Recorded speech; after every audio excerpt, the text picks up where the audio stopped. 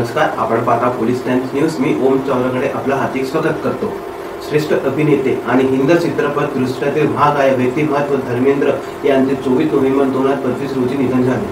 त्यांच्या जाण्याच्या संपूर्ण इंडस्ट्री शोकमग्न झाली आहे। मात्र पद्मभूषण पुरस्काराने सन्मानित या दिग्गज कलाकाराला शासकीय इमामात अंतिम निरोप न मिळाल्याचे अनेक प्रश्न उपस्थित झाले आहेत। पोलीस टाइम्स या मागणी कारणावर विशेष रिपोर्ट सादर करीत आहे।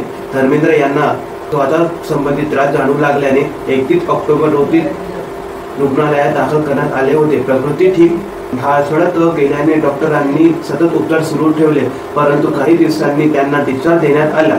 देओल कुटुंबांनी घरातच उपचार करण्याचा निर्णय घेतला आणि अखेरीस 24 नोव्हेंबर रोजी धर्मेंद्र यांचा प्राणज्योत मावली।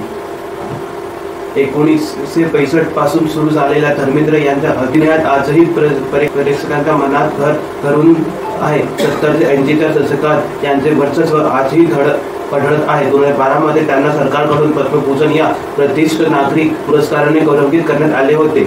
मात्र पार्श्वभूमीवर सन्मानित व्यक्तीचे निधन झाल्यास त्यांना साधारणपणे शासकीय इतमामात दिला जातो। मग धर्मेंद्र त्यांच्या बाबतीत ते का झाले नाही?